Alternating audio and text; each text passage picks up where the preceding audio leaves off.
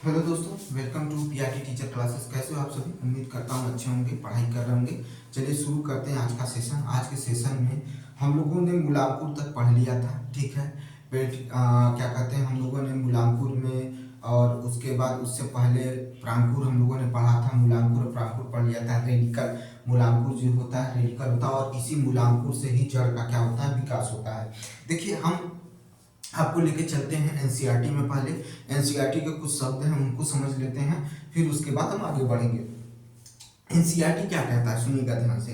NCERT कहता है कि जो जड़ होती है उसमें लिखा हुआ है साफ साफ शब्दों में कि एक मक्के का बीज लीजिए या एक मक्के का अनाज जो होता है वो लीजिए और चना लीजिए, ठीक है। और दोनों को भीगी हुई रुई में रख दीजिए, ठीक है। और उसको बराबर प्रॉपर पानी देते रहिएगा ताकि वो रुई जो है सूखे ना, ठीक है। आप कुछ दिन बाद देखेंगे वो उसमें से क्या निकलने लगता है, तो उसमें जड़ निकलना या जड़ का विकास होना शुरू हो जाता है। हम क्या करते हैं, उसको खींच कर बाहर निकालते हैं। ये एनसीईआरटी के शब्द हैं, उनको सुन लीजिए, फिर उसके बाद आगे हम चर्चा उसमें करेंगे। तो निकालते हैं। उसी तरह से अगर हम किसी पौधे को जमीन में लगा देते हैं, ठीक है। अगर हम पौधे को जमीन में लगा देते हैं, अरे बीज को जमीन में लगा देते हैं, तो कुछ दिन बाद उसमें भी जड़ का विकास होना शुरू करता है। तो वो जड़ क्या होता है, मिट्टी को पकड़ के रखता है। क्या करता है, पकड़ लेता है, ताकि मतलब अगर वो पकड़ लिया तो उसको निकालना आसान नहीं होता है, उसको हम निकाल नहीं पाते हैं, ठीक है। तो जब ये स्थिति देखने को मिले कि उसको निकालने के लिए हमें क्या करना पड़ता है, बल लगाना पड़ता है, ठीक है। क्या करना पड़ता है, बल लगाना पड़ता है। तो ऐसी स्थिति में क्या होता है कि जड़ क्या करके रखता है, मिट्टी को पकड़ के रखता है, ठीक है। और उस जब इस तरह का मतलब देखने को मिलता है कि जड़ क्या करता है, अरे मिट्टी में क्या होता है, पकड़ के रखता है, तो उसे स्थिरक कहा जाता है, ठीक है। जड़ का स्थिरक कहा जाता है। क्या कहा जाता है, जड़ का स्थिरक कहा जाता है, स्थिरक कहा जाता है, ठीक है। जड़ का क्या कहा जाता है, स्थिरक कहा जाता है, याद रखिएगा। तो उसको क्या कहते हैं, जड़ का स्थिरक कहते हैं, ठीक है। और ऐसे फिर उसके बाद क्या होता है, जब हम देखेंगे तो याद रखिएगा कि कोई भी बीज है, जैसे ये मान लीजिए एक बीज है, ठीक है। ये मान लीजिए थोड़ा सा और बीज नहीं बनाते, चलिए जड़ बनाते हैं। ये मान लीजिए एक प्लांट है, ठीक है। और यहाँ से क्या हुआ है, जड़, ठीक है, जड़ है, ये प्लांट है, ठीक है। इधर की तरफ क्या बढ़ गया, प्लांट बढ़ गया है। तो ये जो जड़ है, ठीक है, ये जो जड़ है ये मुख्य जड़ है। ये कैसी जड़ है, मुख्य जड़ है, ठीक है, मुख्य जड़ है। इसी को मूसला जड़ कहते हैं। क्या कहते हैं, मूसला जड़ कहते हैं। इसी को क्या कहते हैं, मूसला जड़ कहते हैं। ये मुख्य जड़ ही मूसला जड़ है। लेकिन इसी जड़ में छोटे छोटे रोए टाइप के निकले होते हैं, ठीक है। क्या निकले होते हैं, रोए टाइप के निकले होते हैं। ये जो रोए टाइप के जड़ है ना, इसी को पार्श्व जड़ भी कहते हैं। क्या कहते हैं, पार्श्व जड़ कहते हैं। जो बगल से निकले होते हैं क्या होते हैं, पार्श्व जड़ होते हैं। ये एक ऐसा पौधा जिसमें मुख्य जड़ पाया जाता है और उसी जड़ में छोटे छोटे रोए टाइप के लगे होते हैं, उन्हें पार्श्व जड़ कहा गया है। ये एनसीईआरटी के शब्द हैं। ये क्या है, एनसीईआरटी के शब्द हैं जिसमें लिखा गया है कि ये क्या है, पार्श्व जड़ है, ठीक है। क्या है, पार्श्व जड़ है, ठीक है। समझिएगा, इसको क्या है, मुख्य जड़ या मूसला जड़ कहते हैं। क्या कहते हैं, मूसला जड़ कहते हैं, जिसे हम लोग टैप रूट कहा जाता है। क्या कहा जाता है, टैप रूट कहा जाता है, टैप रूट कहा जाता है, ठीक है। मूसला जड़ को क्या कहते हैं, टैप रूट कहते हैं, ठीक है। अभी पढ़ेंगे, इसके बारे में भी पढ़ेंगे, थोड़ा सा पहले ध्यान दे दीजिए। टैप रूट कहते हैं। और ये जो निकला हुआ है इसे क्या कहा जाता है, पार्श्व जड़ कहा जाता है, ठीक है। क्या कहा जाता है, पार्श्व जड़ कहा जाता है। लेकिन कुछ ऐसे पौधे होते हैं, कुछ ऐसे पौधे होते हैं जिनके जड़ जो होते हैं क्या होते हैं, बराबर समान निकले होते हैं, ठीक है। उसमें मुख्य जड़ नहीं होता है, ठीक है, उसमें मुख्य जड़ नहीं होता। ये पौधा है और ये जो निकले हुए हैं, ये जो जड़ है ये क्या है, समान जड़ें हैं, मतलब बराबर निकली हुई है उसमें से, ठीक है। जैसे आप घास देखेंगे उसमें इस तरह के जड़ पाए जाएंगे, इस तरह के जड़ पाए जाएंगे। तो ये जड़ जो होता है इसी को झकड़ा जड़ कहते हैं या रेशेदार जड़ कहा जाता है, ठीक है। इसी को क्या कहा जाता है, रेशेदार जड़ कहा जाता है। समझ में आई बात, क्या कहा जाता है, रेशेदार जड़ कहा जाता है, ठीक है। समझ गए, इसी को समझिएगा, झकड़ा जड़ या रेशेदार जड़ कहा जाता है। ये तो हो गया एनसीईआरटी के शब्द। अब एनसीईआरटी कहता है कि कुछ जड़ हम क्या करते हैं, उसको खाने में यूज करते हैं। ये तो मैं पढ़ाऊंगा, जब जड़ का कार्य पढ़ना होगा तब पढ़ाऊंगा, लेकिन पहले इसके बारे में लिख लेते हैं, फिर उसके बाद आगे की तरफ चर्चा करते हैं। तो देखिए हम क्या लिखेंगे कि जब किसी, ठीक है, पौधे के, ठीक है, एक जड़ निकले, ठीक है, एक जड़ हो तो उसे मुख्य जड़ कहा जाता है। इसी मुख्य जड़ को मूसला जड़ कहा जाता है। इसको लिख लीजिएगा। अभी मुझे जो पढ़ लिखाना है इंपॉर्टेंट वो मैं बताऊंगा। लेकिन उसी जड़ में अगर छोटे छोटे रोए टाइप के निकले हों, ठीक है, छोटे छोटे जड़ निकले हों तो उसे पार्श्व जड़ कहते हैं। लेकिन वह जड़ जिसमें बराबर जड़ें निकली होती हैं, ठीक है, समान जड़ें निकली होती हैं और कई जो निकली होती हैं, उसे मूसला जड़ कहते हैं। क्या कहते हैं? मूसला जड़ कहते हैं। उसे क्या कहते हैं? मूसला जड़ कहा जाता है। ठीक है, जैसे आपको मक्के में और चने में देखने को मिल जाएगा, और घास को जाकर उखाड़ कर देखिए उसमें भी मिल जाएगा। ये चीज हो गया। अब हम लोग पढ़ेंगे कि जड़, जैसे हमें क्या पढ़ना है? टैप रूट पढ़ना है। क्या पढ़ना है? टैप रूट पढ़ना है। उसके बाद आगे बढ़ना है। देखते हैं टैप रूट के बारे में। ठीक है, आइए पढ़ते हैं मूसला जड़।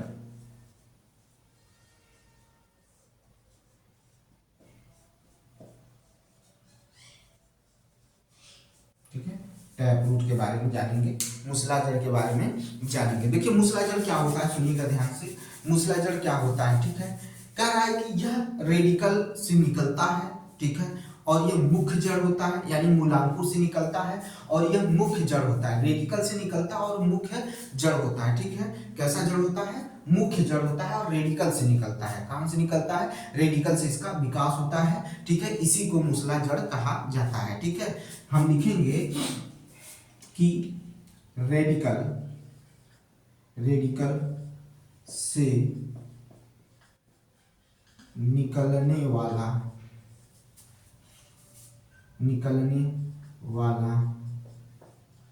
मुख्य जड़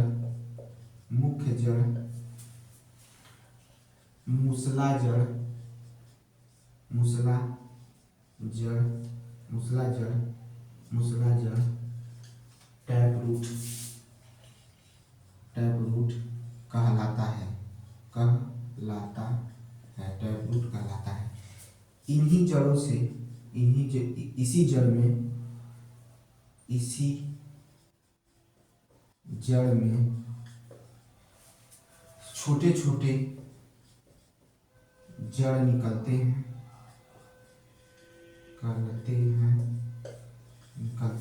देखिए, रेडिकल से निकलने वाला मुख्य जड़ मूसला जड़ कहलाता है। इसी जड़ से छोटे छोटे जड़ निकलते हैं, उन्हें हम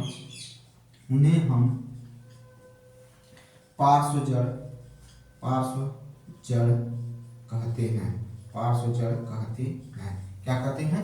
पार्श्व जड़ कहते हैं। ठीक है, क्या कहते हैं? पार्श्व जड़ कहते हैं। ठीक है, और इसी को, ठीक है, इसी को थोड़ा सा और समझ लीजिए कि इसी को क्या कहते हैं? अपस्थानिक जड़ में भी इसको रखा गया। क्यों? कह रहा है कि टैप रूट से, ठीक है, टैप रूट से शाखाओं के रूप में विभाजित होना।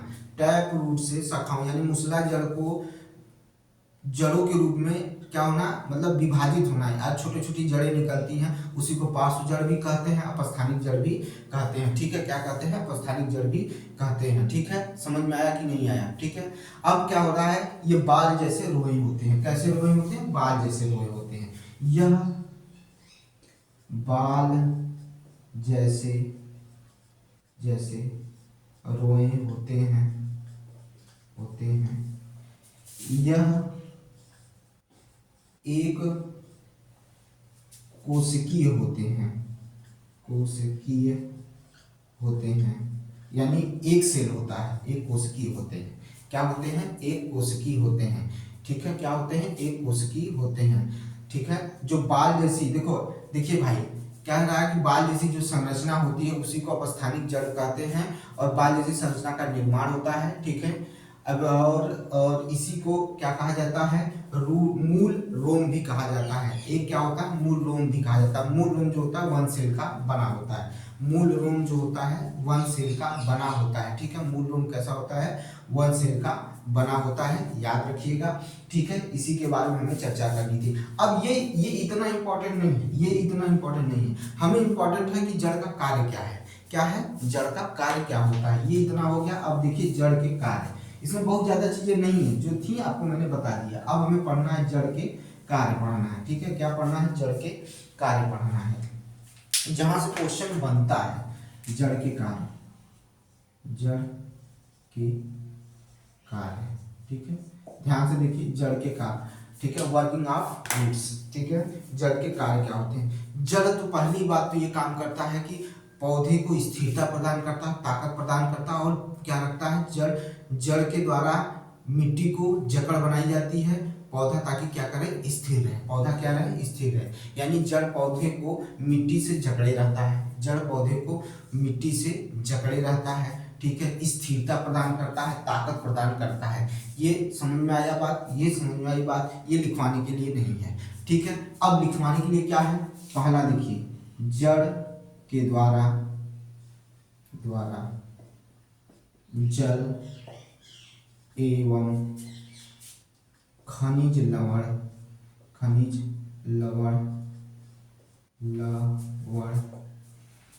लवण पौधों के विभिन्न भागों तक पहुंचा दिया जाता है। क्या कर रहा हूं? जड़ के द्वारा जल एवं खनिज लवण पौधों के, ठीक है, खनिज लवण पौधों के विभिन्न भागों तक पहुंचा दिया जाता है। ये पहला था। दूसरा सुनिएगा, कुछ जड़ क्या करते हैं? अपने अंदर भोजन को संचयित करके रखते हैं, यानी संग्रहित करके रखते हैं या संचय करके रखते हैं, ठीक है। कुछ जड़ ऐसे होते हैं जो भोजन को क्या करते हैं? पौधे के भोजन को संग्रह करके अपने में रखते हैं। कुछ जड़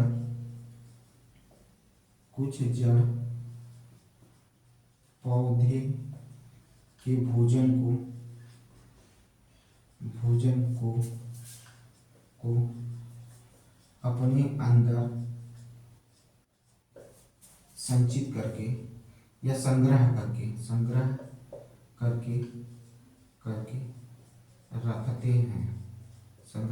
रखते हैं। जैसे में देख लीजिए, मूली, चुकंदर, सलजम, टेपियोका,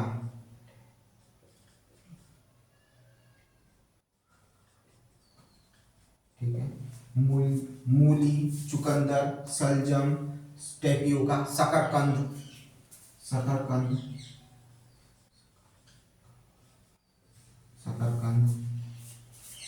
ठीक है। क्या होता है? शकरकंद होता है, ठीक है। क्या होता है? शकरकंद होता है। चुकंदर भी होता है, लिख ही दिए हैं। ये हो गया आपके क्या? ये क्या हो गए आपके? ये आपके क्या हो गए? ये भोजन को संचयित करके रखते हैं। इसी की तरह मैंने बताया था कि तना भी होता है। तने में क्या होता है? तने में भी भोजन संग्रहित होता है। उसमें आलू आता है, लहसुन आता है, प्याज आता है, अरबी आता है, ऊख आता है। हमने इसको भी बताया था कि तने में संचयित भोजन जो है निम्नलिखित है। लहसुन, यहाँ तक कि लहसुन भी उसमें आता है। मैंने बताया था कि तने में क्या करते हैं? भोजन को संग्रहित करके रखते हैं। तने में भोजन को संग्रहित करके रखते हैं, तो वो उसमें आ गए और ये इसमें आ गए, जो जड़ में क्या करते हैं? संग्रहित करके भोजन को रखते हैं, ठीक है।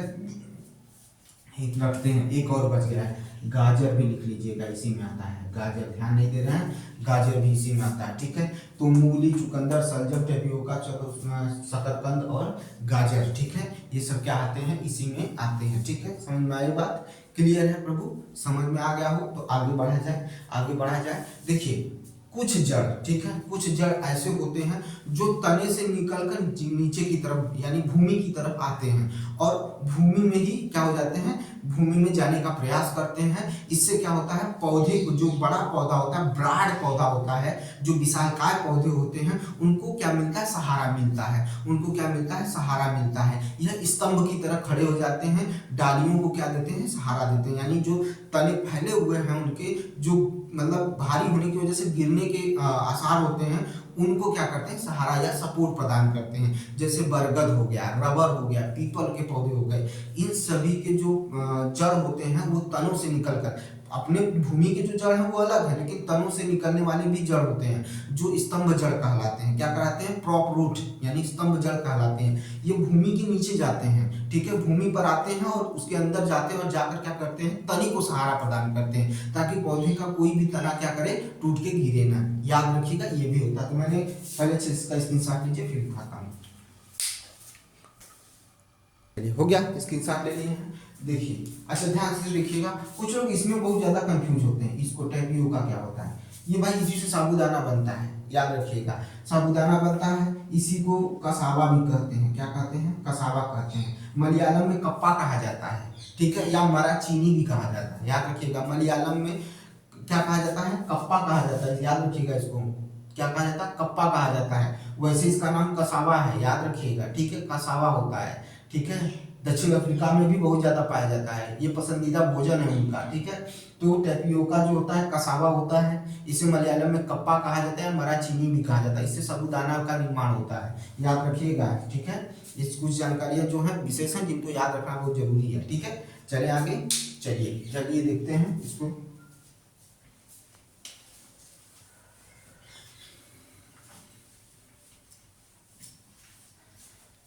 तीसरा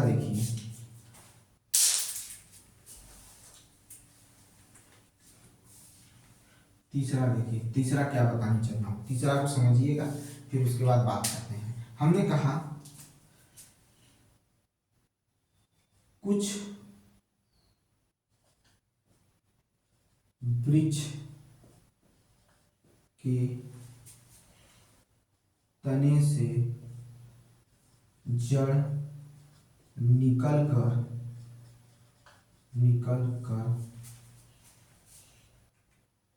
धरती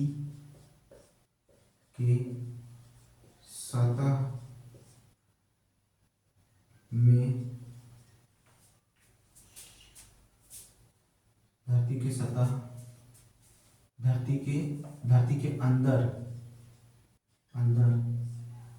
जाती हैं तथा पकड़ बनाती हैं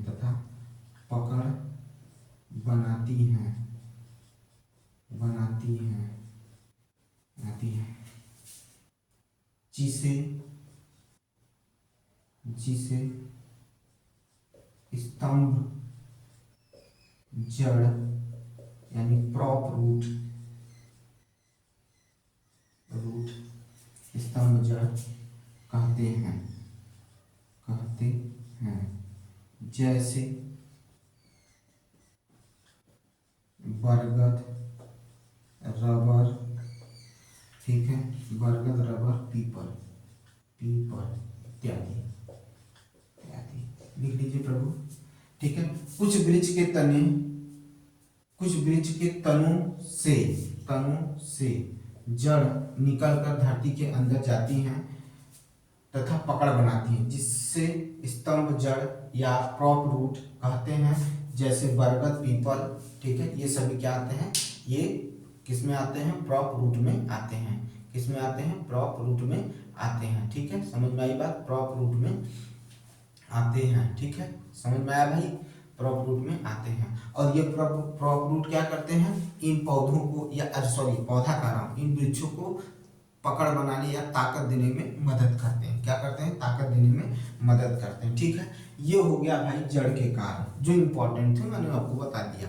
आपको ये भी बता दिया कि कौन कौन से खाने योग्य जड़ होती हैं, वो भी मैंने बता दिया। झगड़ा जड़, मूसला जड़, ये सारे बता दिए। अपस्थानिक जड़ बता दिए, समझ गए होंगे, ठीक है। इसमें कुछ विशेष नहीं है, कार्य विशेष था जिसको मैंने बता दिया।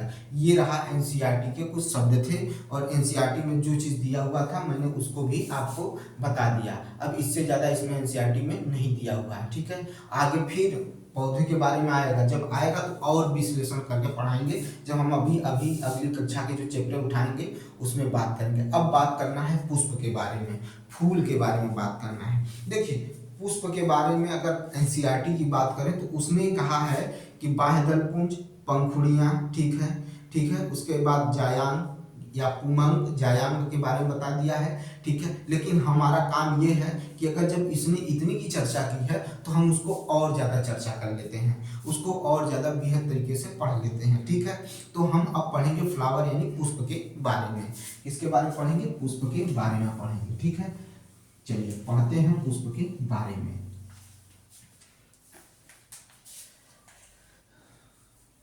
और यहीं से आज ये चैप्टर खत्म हो जाएगा पुष्प के बारे में, यानी फ्लावर। फ्लावर के बारे में हम लोग पढ़ेंगे, ठीक है। तो चलिए फ्लावर के बारे में पढ़ते हैं, ठीक है। उसके बाद देखते हैं क्या इसमें देखने को मिलता है, ठीक है। अब एनसीईआरटी कहता है कि आप गुलाब का फूल ले लीजिए, गुड़हल ले लीजिए, ठीक है, और गुड़हल गुलाब का फूल ले लीजिए, और गुलमोहर ले लीजिए, भिंडी के फूल ले लीजिए, जो भी आपको जो भी फूल लेने ले लीजिए और उसमें देखना शुरू करिए। जो नीचे का हरा भाग है उसे बाह्य दलपुंज कहते हैं, जो रंगीन भाग है उसे पंखुड़ियां कहते हैं, ठीक है। उसी में क्या होता है आपको देखने को क्या मिलेगा, पुंकेसर और स्त्रीकेसर भी देखने को मिलेगा। इसने बोला कि इसमें से जो भी मतलब बाह्य दलपुंज दलपुंज यानी जिसको पंखुड़ियां ये कह रहा है उसको निकाल दीजिए, अलग कर दीजिए। बीच में जो निकला हुआ है वो स्त्रीकेसर है, ठीक है, और उसको ब्लेड से कट करिए। उसमें देखेंगे छोटे छोटे दाने के रूप में जो उपलब्ध होता है उसी को बीजांड कहते हैं। ये एनसीईआरटी का शब्द है, उसे क्या कहते हैं, बीजांड कहते हैं। याद रखिएगा उसे क्या कहते हैं, बीजांड कहते हैं, ठीक है। उसको क्या कहते हैं, बीजांड कहते हैं। और जो जिनकी संख्या ज्यादा होती है और क्या होता है, पराग कण जिन पर होता है उसे पराग कोष जो ऊपर लगा होता है वो एक नली की तरह होता है, उसमें ऊपर की तरफ पराग कोष होता है, ठीक है। और जो नली की तरह होता है उसे तंतु कहते हैं। ये एनसीईआरटी का कहना है कि उसे क्या कहते हैं, तंतु कहते हैं, ठीक है। और पुष्प के केंद्र में स्त्रीकेसर उपस्थित होता है और ऊपर से चलेंगे तो पतला होगा, लेकिन नीचे जाकर क्या हो जाता है, थोड़ा सा मोटा हो जाता है। जब उसको ब्लेड से काटते हैं तो उसी में क्या देखने को मिलता है, उसी में हमको क्या देखने को मिलता है, बीजांड देखने को मिलता है। ये जो भाग है याद रखिएगा, जो जब हम इसको ऐसे पढ़ते हैं, अगर हम इसको ऐसे करें, ठीक है, ये यहाँ पर है ऐसे है और ये ऐसे अगर ये जा रहा है, ठीक है,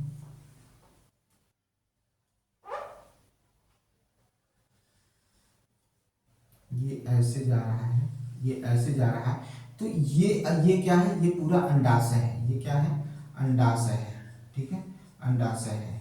लेकिन इसी में जब काट करेंगे तो छोटे छोटे दाने की तरह रूप में दिखाई देंगे। ये बीजांड है, क्या है, ये बीजांड है। ये कौन कह रहा है, एनसीईआरटी कह रहा है। ये एनसीईआरटी कह रहा है। ये कौन कह रहा है, एनसीईआरटी कह रहा है, ठीक है। इसी को क्या कहते हैं, बीजांड कहते हैं। और ये फूला हुआ भाग होता है, ठीक है, ये क्या होता है, फूला हुआ भाग होता है। और इसको देखने के लिए आवर्धक लेंस का प्रयोग करते हैं, आवर्धक लेंस का प्रयोग करते हैं, ठीक है, आवर्धक लेंस का प्रयोग करते हैं, ठीक है। ये लेंस में जब पढ़ेंगे तो आवर्धक लेंस के बारे में बताएंगे, यानी लाइव जब पढ़ेंगे तो आवर्धक लेंस के बारे में भी हम आपको चर्चा कर देंगे। उसके लिए नहीं घबराइएगा, कोई भी चीज ऐसी होती है जिसको बड़े आराम से सोच समझ के पढ़ा जाता है। जब उसका जहाँ स्थान होगा वहां पढ़ेंगे तो आपको बातें समझ में भी आएंगी। अभी हम इसको आवर्धक लेंस लेके घुसेंगे तो आपको नहीं समझ में आएगा, परेशान होंगे। तो परेशान होने की जरूरत नहीं है। आवर्धक लेंस, यहाँ से आवर्धक लेंस से कुछ नहीं पूछा जाएगा, जहां से पूछा जाएगा वहां से हम चर्चा कर लेंगे।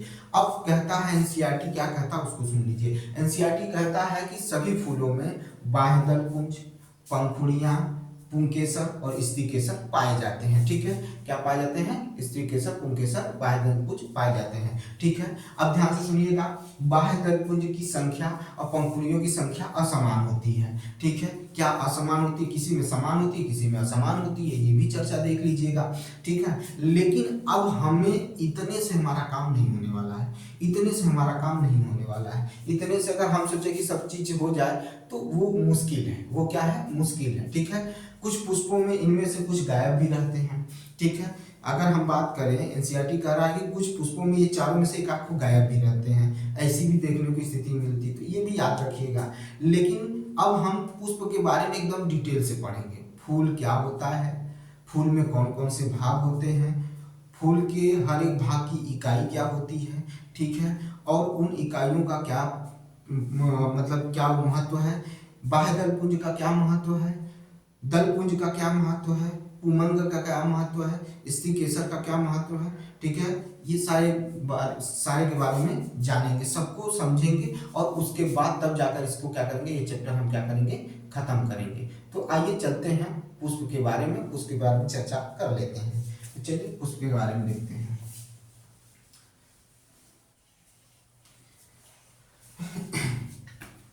देखिए आज जल्दी पढ़ाने का यही कारण है कि जल्दी से जल्दी खत्म हो, क्योंकि चैप्टर बहुत ज़्यादा दिन हो गया। उसके बाद 2 चैप्टर का प्रैक्टिस कराना है मुझे, इस वजह से थोड़ी जल्दी में हूँ ताकि ये जल्दी खत्म, क्योंकि बहुत ज़्यादा लंबा चल रहा है। लंबा नहीं चलना चाहिए, हमें जल्दी से जल्दी कोर्स खत्म करना है और उसके बाद उसको क्या करना है, उसको तैयार करना है। ठीक है, तो सुनिएगा ध्यान से, समझिएगा चीज़ों को। ठीक है, पुष्प को, ठीक है, फूल को 4 भागों में विभाजित किया गया है। कितने भागों में विभाजित किया गया है? 4 भागों में विभाजित किया गया है। उससे पहले फूल का खिलना जो होता है उसे एंथेसिस कहते हैं।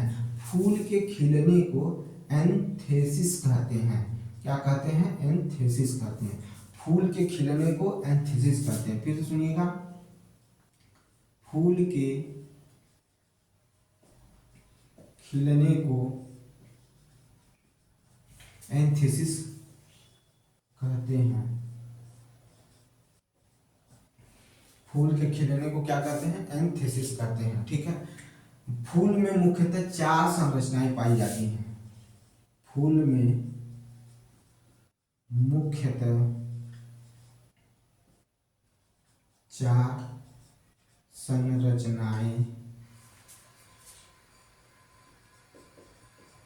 संरचनाएं पाई जाती हैं। ठीक है, 4 संरचनाएं पाई जाती हैं। फूल के खिलने को एंथेसिस कहते हैं, लेकिन फूल में मुख्यतः कितनी संरचनाएं पाई जाती हैं? 4 संरचनाएं पाई जाती हैं। इसको लिख लीजिएगा, उसी के जस्ट नीचे मैं बताने चल रहा हूँ। ठीक है, फूल के खिलने को एंथेसिस कहते हैं, याद रखिएगा। मुख्य 4 भागों के बारे में बताने चल रहा हूँ। ठीक है, पहला, दूसरा, तीसरा, चौथा। ठीक है, पहला, दूसरा, तीसरा, चौथा। ठीक है, समझ में आई बात? पहला, दूसरा, तीसरा, चौथा। ठीक है, समझ में आई बात? बाह्य दल पुंज,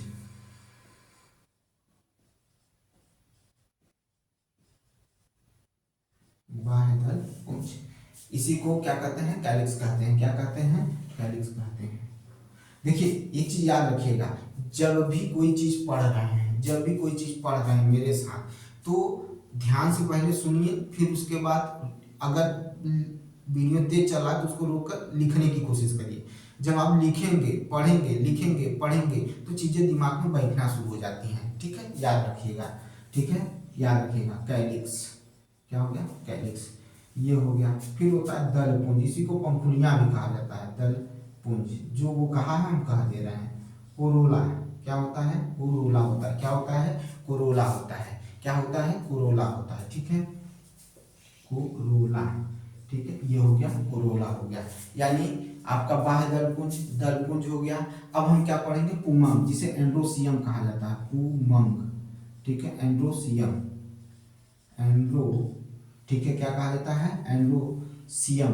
ठीक है, एंड्रोसियम, ठीक है, एंड्रोसियम कहा जाता है। एंड्रोसियम, एंड्रोसियम, एंड्रोसियम कहा जाता है। क्या कहा जाता है? एंड्रोसियम कहा जाता है। ठीक है, एंड्रोसियम कहा जाता है। फिर ये हो गया, पुमंग हो गया। पुमंग के बाद क्या बचेगा? जायांग बचेगा, जिसे डायनोसियम कहा जाता है। जायांग, जायांग, ठीक है, जिसे गाइनो, ठीक है, गाइनोसियम, गाइनोसियम कहा जाता है। गाइनोसियम कहा जाता है। बाह्य दलपुंज कैलिक्स, दलपुंज कोरोला, उमंग एंड्रोसियम, जायांग गाइनोसियम कहा जाता है। ये इतने हो गए, ये इतने समझ में आ गए होंगे। तो हम शुरू करते हैं। ठीक है, चलिए पहले एक एक के बारे में जानेंगे, फिर उसके बाद इनको लिखेंगे। पहले एक एक के बारे में जानेंगे, तब इसको क्या करेंगे? लिखेंगे। ठीक है, ऐसे नहीं है कि तुरंत लिख दिए। ठीक है, ठीक है, चलिए। जो बाह्य दल पुंज होता है, ठीक है, जो बाह्य दल पुंज होता है वो फूल के, ठीक है, फूल के डंठल, ठीक है, फूल के क्या होता है? फूल के डंठल से लगा होता है। फूल के डंठल से बाह्य दल पुंज लगा होता है, जिसे पेडिकल कहा जाता है। क्या कहा जाता है? पेडिकल कहा जाता है। ठीक है, क्या कहते हैं? पेडिकल कहा जाता है। डंठल को क्या कहा जाता है? पेडिकल कहा जाता है। ठीक है, हम लिखवाएंगे भी। पहले बाह्य दल पुंज, जो पुष्प का जो नीचे का आसन होता है वो किससे लगा होता है? तो डंठल से लगा होता है, उसे क्या कहते हैं? पेडिकल कहते हैं। ठीक है, क्या कहा जाता है, पेडिकल कहा जाता है। अब सुनिएगा ध्यान से, बाह्य दलपुंज, ठीक है, बाह्य दलपुंज और दलपुंज, बाह्य दलपुंज और दलपुंज को अननेसेसरी कहा गया है, ठीक है, अननेसेसरी कहा गया है या नॉन एसेंशियल भी कहा जाता है, ठीक है। ध्यान से सुनिएगा कि कैलिक्स और कोरोला को, ठीक है, कैलिक्स और कोरोला को क्या कहा गया है, नॉन एसेंशियल पार्ट माना जाता है, जबकि आपका एंड्रोसियम और गाइनोसियम को हम लोग नेसेसरी मानते हैं, क्योंकि भाई यहीं से तो क्या होता है, पौधे का निषेचन होता है, ठीक है, यहीं से क्या होता है, पौधे का निषेचन होता है, ठीक है, तो एसेंशियल पार्ट माना गया है, ये इतना समझ लीजिए। अब उसके बाद बाह्य दलपुंज को उठाते हैं और पढ़ना शुरू करते हैं। देखिए बाह्य दलपुंज जो होता है यह हरा होता है, कैसा होता है, हरा होता है, बाह्य दलपुंज क्या होता है, हरा होता है। और बाह्य दलपुंज हरा होने के साथ साथ इसमें प्रकाश संश्लेषण की क्रिया होती है। प्रकाश संश्लेषण की क्रिया होने का मतलब है इसमें क्लोरोफिल पाया जाएगा, तभी प्रकाश संश्लेषण की क्रिया होगी। तो बाह्य दलपुंज का कलर जो होता है, रंग जो होता है वो हरा होता है, ठीक है। ये फूल के सबसे नीचे का भाग होता है, इसे आसन भी कहते हैं फूल का, ठीक है, जिसमें फूल क्या होता है, स्थित होता है। इसमें क्लोरोफिल पाया जाता है जिसकी वजह से प्रकाश संश्लेषण की क्रिया होती है, ठीक है। समझ में आया कि नहीं आया। और जो बाह्य दलपुंज की इकाई जो होती है उसे क्या कहा जाता है, तो बाह्य दलपुंज की इकाई को सेपल कहा जाता है, बाह्य दलपुंज की इकाई को क्या कहा जाता है, सेपल कहा जाता है, ठीक है। समझ में आया बात, क्या कहा जाता है, सेपल कहा जाता है, ठीक है। यह क्या होता है, बाह्य दलपुंज की इकाई होती है, बाह्य दलपुंज की क्या होती है, इकाई होती है। यह हो गया दलपुंज, अरे बाह्य दलपुंज हो गया। दलपुंज के बारे में सुनिए, यह दलपुंज जो होता है यह रंगीन होता है, कई कलर के होते हैं, पीले होते हैं, ठीक है, गुलाबी, आप गुलाब को देख लीजिए ऐसे होते हैं, ठीक है, सफेद भी होते हैं, ठीक है, ब्राउन कलर भी होते हैं, कई रंग के दलपुंज पाए जाते हैं, ठीक है, कई रंग के दलपुंज पाए जाते हैं, ठीक है, अलग अलग आकर्षक रंगों में पाए जाते हैं, ठीक है। इन रंगों का निर्माण वर्णी लवक, ठीक है, वर्णी लवक यानी किससे, क्रोमोप्लास्ट की वजह से देखने को मिलता है। इनका रंग जो बदलता है वो वर्णी लवक के कारण बदलता है, यानी क्रोमोप्लास्ट की वजह से होता है, ठीक है। कोरोला एक विशेष प्रकार की गंध भी पाई जाती है, ठीक है, सुगंध भी कहते हैं उसको, गंध या सुगंध पाई जाती है, जिसकी वजह से कीट क्या होते हैं, कलर, रंग की वजह से और उसके सुगंध की वजह से कीट उसकी तरफ क्या होते हैं, आकर्षित होते हैं, उसकी तरफ क्या होते हैं, आकर्षित होते हैं। यहाँ तक कि इन्हीं दलपुंजों से, जो इनके, इन दलपुंजों के जो गंध होते हैं उनकी वजह से ऑयल, ठीक है, जो आपको तेल आप जो लगाते हैं वो बनते हैं, और एस्टर भी इन्हीं से बनता है, याद रखिएगा। और कोरोला का जो इकाई होता है उसे क्या कहा जाता है, कोरोला का जो इकाई होता है उसे पेटल कहा जाता है, क्या कहा जाता है, इसकी जो इकाई होती है, इसकी जो इकाई होती है उसे पेटल कहा जाता है, ठीक है। यानी पंखुड़ी का एक भाग निकाल लेंगे उसे पेटल कहेंगे, दलपुंज का एक भाग निकाल लेंगे उसे पेटल कहेंगे, इसका एक भाग निकाल लेंगे उसे सेपल कहेंगे, ठीक है। कई चार भाग होते हैं तो उसमें से एक को निकाल लीजिए, उसको सेपल करते हैं। समझ में आई बात, ये दलपुंज हो गया, क्या हो गया, ये दलपुंज हो गया, ठीक है।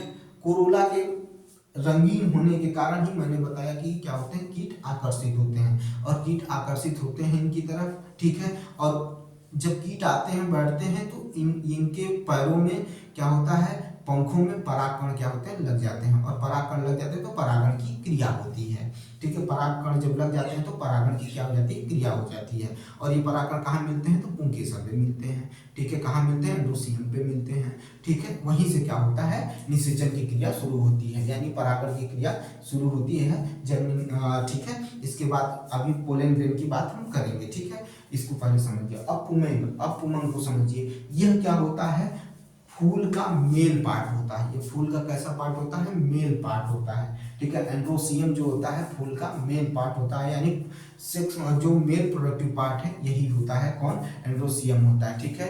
इसकी इकाई क्या होती है, स्टेमेन होती है, इसकी इकाई क्या होती है, स्टेमेन होती है, ठीक है, क्या होती है, स्टेमेन होती है, या इसी को पुंकेसर या पिस्टल भी कहा जाता है, पिस्टल भी कहा जाता है, याद रखिएगा। एंड्रोसियम के द्वारा मेल सेक्स सेल जो होता है वो पैदा होता है, वो क्या होता है, जनरेट होता है, या उसका उत्पादन होता है, या उसका निर्माण होता है, ठीक है, जिसे परागकण, ठीक है, पोलन ग्रेन कहा जाता है, जिसे क्या कहा जाता है, पोलन ग्रेन कहा जाता है। फिर से सुनिएगा, यह मेल प्रोडक्टिव पार्ट है, कौन, एंड्रोसियम, समझ में आई बात। इसका जो इकाई होता है या इसके जो एक पार्ट को क्या कहा जाता है, स्टेमेन कहा जाता है।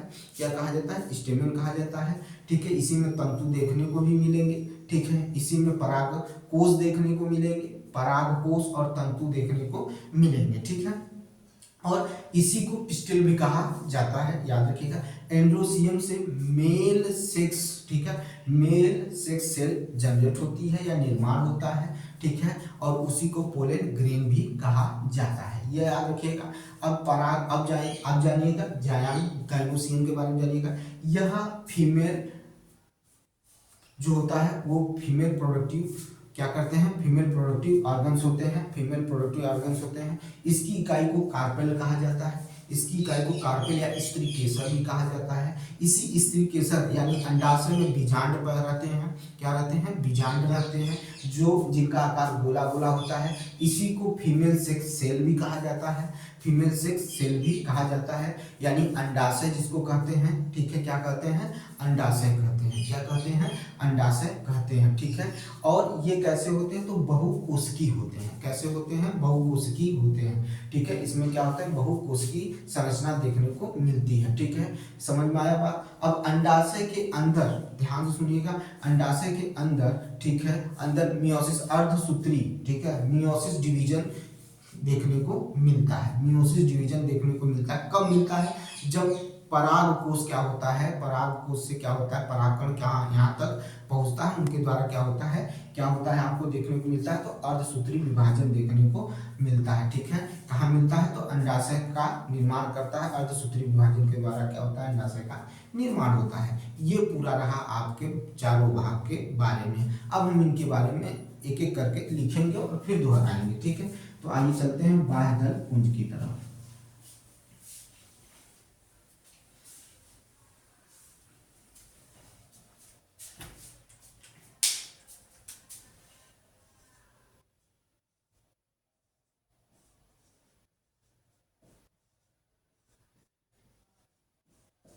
बाह्यदल पुंज, ठीक है,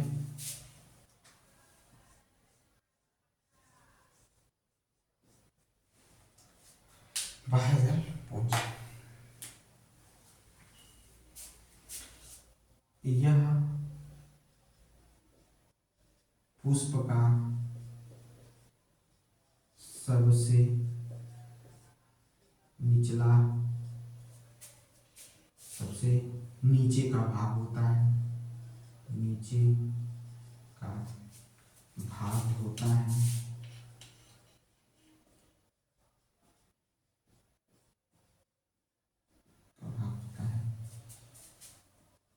इसकी इकाई को, इसकी इकाई को सेपल कहते हैं, सेपल कहते हैं। यह हरे रंग का होता है, हरे रंग का होता है, होता है, होता है। इसमें क्या पाया जाता है, क्लोरोफिल पाया जाता है। क्या पाया जाता है भाई, क्लोरोफिल पाया जाता है। इसमें क्या पाया जाता है, क्लोरोफिल पाया जाता है।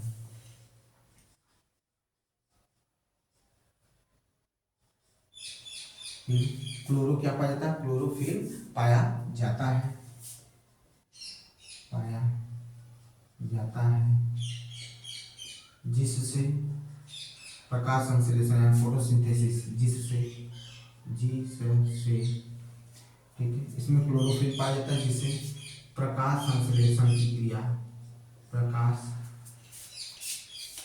संश्लेषण की क्रिया, संश्लेषण की क्रिया होती है, प्रकाश संश्लेषण की क्रिया होती है, प्रकाश संश्लेषण की क्रिया होती है। इसकी इकाई को सेपल कहते हैं। ठीक है, प्रकाश संश्लेषण की क्रिया होती है। ठीक है, प्रकाश संश्लेषण की क्रिया होती है। ठीक है, ये रहा आपका क्या, बाह्यदल पुंज। ठीक है, बाह्यदल पुंज, और ये जिससे लगा होता है उसे डंठल कहते हैं। क्या कहते हैं, डंठल कहते हैं, और डंठल को पेडिकल कहा जाता है। और यह नॉन एसेंशियल पार्ट है। पूछ सकता है कि पौधे में बताइए, यानी पुष्प में बताइए कौन से दो पार्ट हैं जो नॉन एसेंशियल हैं, या वो कौन पार्ट है जो नॉन एसेंशियल है। तो दलपुंज, बाह्य दलपुंज और दलपुंज क्या है, नॉन एसेंशियल पार्ट है, याद रखिएगा। ठीक है, ये चीज आपको समझ में आनी चाहिए। ये हो गया, देख लीजिए, यह पुष्प का सबसे नीचे का भाग होता है, इसकी इकाई सेपल होती है, इसकी इकाई इसकी इकाई सेपल होती है। यह हरे रंग का होता है। ठीक है, इसमें क्लोरोफिल पाया जाता है जिससे प्रकाश संश्लेषण की क्रिया होती है। ठीक है, अब हम पढ़ेंगे किसके बारे में, दलपुंज के बारे में।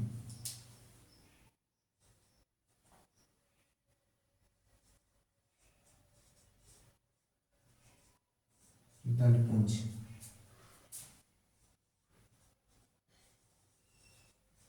कुरुला,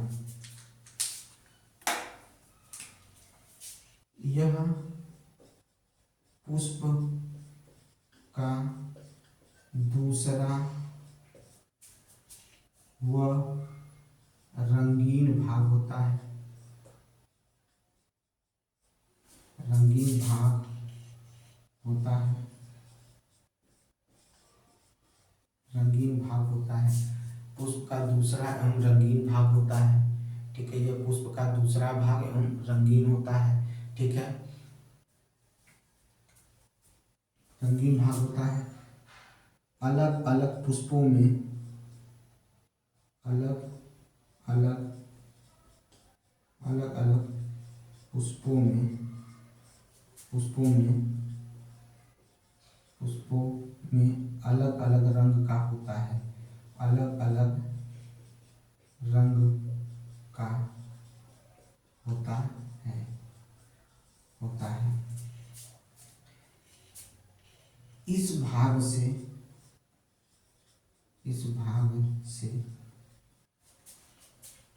गंध निकलता है गंध निकलता है जिससे ऑयल तथा एस्टर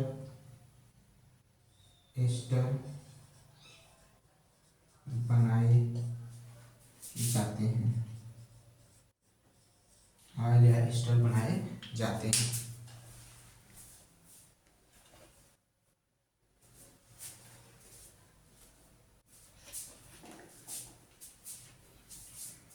हो गया भाई, स्क्रीनशॉट ले लीजिएगा।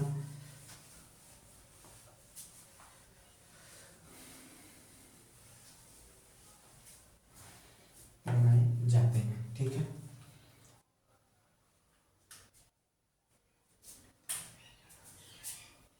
इसी में लिखिएगा, कोरोला में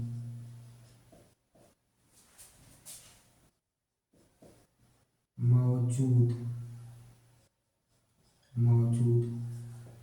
पंखुड़ी की इकाई को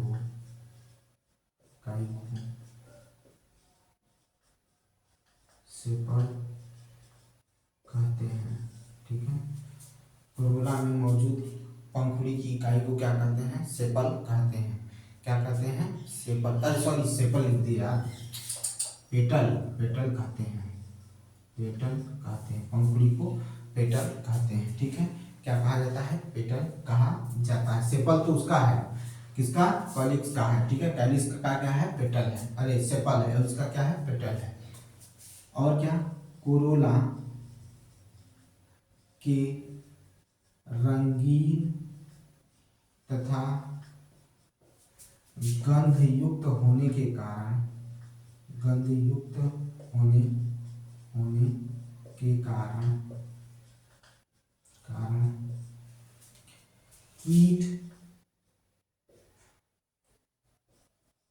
कीट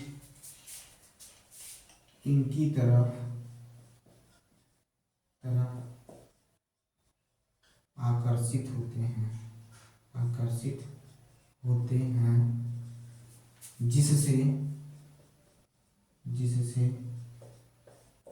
परागण की क्रिया होती है, क्रिया होती है। ठीक है। कोरोला में मौजूद पंखुड़ी की इकाई को पेटल कहते हैं। ठीक है। कोरोला के रंगीन तथा गंधयुक्त होने के कारण कीट इनकी तरफ आकर्षित होते हैं, जिससे परागण की क्रिया संपन्न होती है। क्या होती है? परागण की क्रिया क्या होती है? संपन्न होती है। याद रखिएगा, परागण की क्रिया क्या होती है? संपन्न होती है। ठीक है। परागण की क्रिया क्या होती है? परागण की क्रिया क्या होती है? संपन्न होती है। ठीक है। चलिए भाई आगे, पुमंग, एंड्रोसियम। मैंने बात किया था एंड्रोसियम यानी पुमंग की बात की थी। किसकी बात की थी? क्या की थी? पुमंग की बात की थी। ठीक है। चलिए अब हम लोग पढ़ेंगे पुमंग।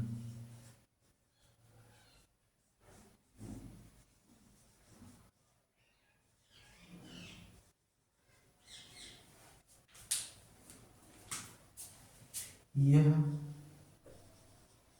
पुष्प का मेल प्रोडक्टिव पार्ट है। इसकी इकाई को स्टेमन या पिस्टिल पिस्टिल या पुंकेसर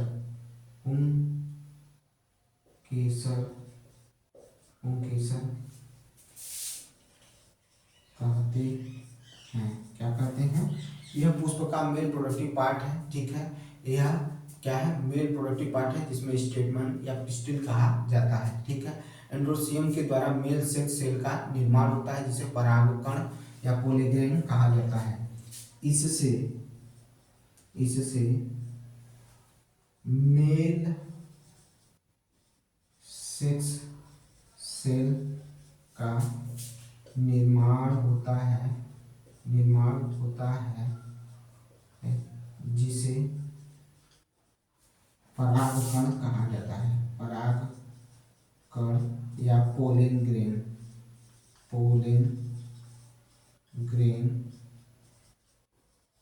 कहते हैं। क्या कहते हैं? पोलन ग्रेन कहते हैं। ठीक है। पोलन ग्रेन कहा जाता है। ठीक है। पोलन ग्रेन कहा जाता है। इसको देख लीजिए भाई, देख लीजिए पहले, तब उसके बाद। चलिए भाई, ये हो गया। चलिए आगे।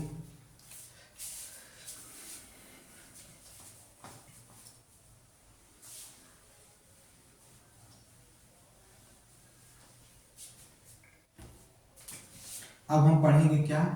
हमें पढ़ना है, अब पढ़ना है हमें जायांग पढ़ना है। क्या पढ़ना है? जायांग, जिसे क्या कहा जाता है? गाइनोसियम कहा जाता है। गाइनोसियम कहा जाता है। यह गाइनोसियम जो होता है, यह फीमेल प्रोडक्टिव ऑर्गन्स होता है। यह पुष्प का फीमेल प्रोडक्टिव ऑर्गन्स होता है।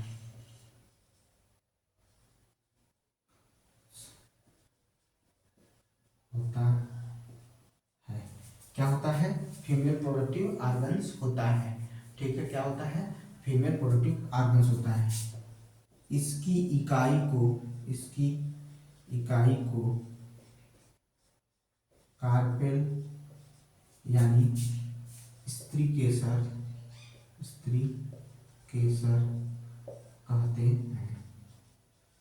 कहते हैं। इसकी इकाई को, देखिए यही चीज है, इसकी इकाई को बोलते हैं, लेकिन छूट जाता है। कार्पेल कहते हैं।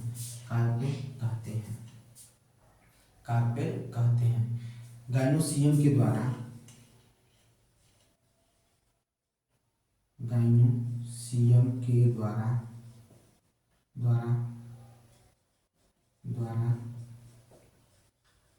फीमेल सेक्स सेल का निर्माण होता है। सेक्स सेल का निर्माण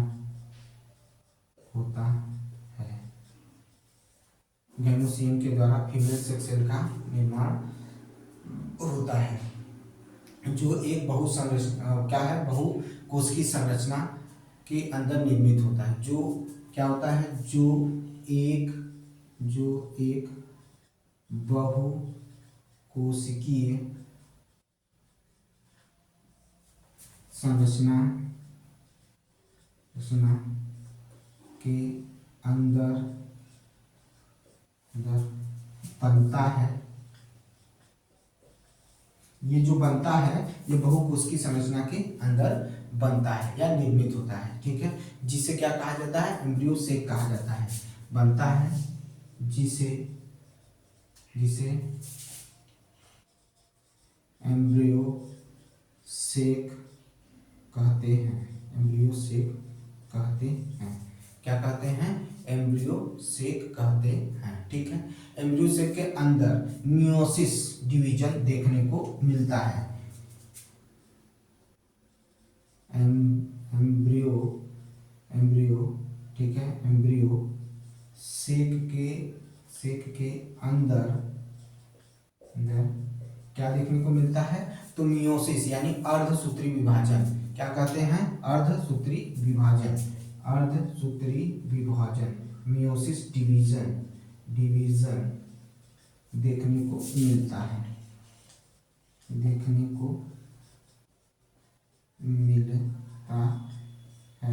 को मिलता है, अर्धसूत्री विभाजन देखने को मिलता है, ठीक है, जिससे अंडाशय का निर्माण होता है, जिससे अंडाशय का निर्माण होता है। और अंडाशय के अंदर क्या होते हैं, बीजांड होते हैं। अंडाशय का निर्माण होता है, जिसके द्वारा अंडाशय का निर्माण होता है, और जिसमें क्या होते हैं, बीजांड होते हैं, छोटे छोटे गोल गोल होते हैं, ठीक है। उनका आकार कैसा होता है, सर्कुलर होता है। यह पुष्प का फीमेल प्रोडक्टिव ऑर्गन्स होता है। इसकी इकाई को कार्पेल कहते हैं। गायनोसियम के द्वारा फीमेल सेक्स सेल का निर्माण होता है, जो बहुकोशिकीय संरचना के अंदर बनता है, जिसे एम्ब्रोसेक कहते हैं। एम्ब्रोसेक के अंदर मियोसिस डिवीजन यानी अर्धसूत्री विभाजन देखने को मिलता है, जिससे अंडाशय का निर्माण होता है। यहाँ पर आपका पुष्प खत्म हुआ, ठीक है। आगे चैप्टर में अगर और फूल के बारे में पढ़ने को मिलेगा तो और डिटेल से पढ़ेंगे, उसको समझेंगे, क्योंकि हमारा यही काम है, हमको लगातार एकदम डिटेल से चीज़ों को पढ़ना है। यानी पौधों को जानिए चैप्टर खत्म हुआ, ठीक है। इसके बाद जो चैप्टर शुरू होगा उसके बारे में हम लोग अगले कल से क्या करेंगे उस पर चर्चा करेंगे, ठीक है। तो मिलते हैं नेक्स्ट वीडियो में। कैसा लगा मेरा वीडियो, अगर आपको अच्छा लगता है तो लाइक करिए, शेयर करिए, सब्सक्राइब करिए मेरे चैनल को, ठीक है। मिलते हैं नेक्स्ट वीडियो में। बहुत बहुत धन्यवाद।